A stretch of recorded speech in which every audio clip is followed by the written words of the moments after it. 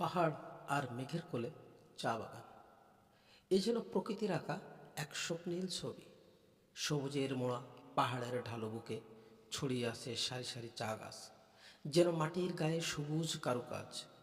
সকালে স্নিগ্ধ হাওয়ায় চা পাতার ডগা থেকে টুপটাপ শিশির ঝরে পড়ে, আর সেই শব্দে ঘুম ভাঙে পাখিদের। দূরে পাহাড়ের কোলে গা ঘেঁষে মেঘেরা শুয়ে থাকে, যেন তাদের সাথে পাহাড়ের অনেক গভীর সম্পর্ক। হালকা কুয়াশায় ঢেকে যায় চারপাশ, মনে হয় যেন কোনো রূপকথার রাজ্যে দাঁড়িয়ে আছি।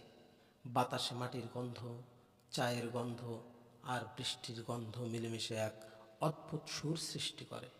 এই দৃশ্যের মাঝে দাঁড়িয়ে থাকলে মনে হয় সময় থমকে গেছে।